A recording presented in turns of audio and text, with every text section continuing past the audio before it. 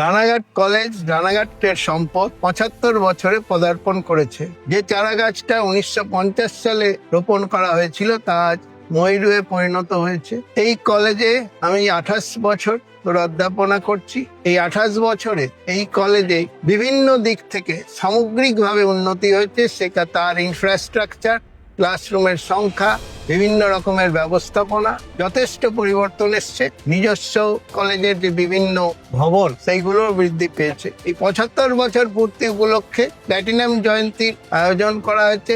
এই প্ল্যাটিনাম জয়ন্তীতে আগামী ৬ জানুয়ারি ২০২৬ রানাঘাট কলেজের প্রাঙ্গণ থেকে একটি শোভাযাত্রা বের করা হবে। এতে আমরা তো থাকবই। আমার অনুরোধ, রানাঘাটের যারা শিক্ষাপ্রেমী মানুষ, যারা রানাঘাট কলেজের সঙ্গে যুক্ত, তারা সবাই এই শোভাযাত্রায় অংশগ্রহণ করে এটাকে সফল করে তুলুন।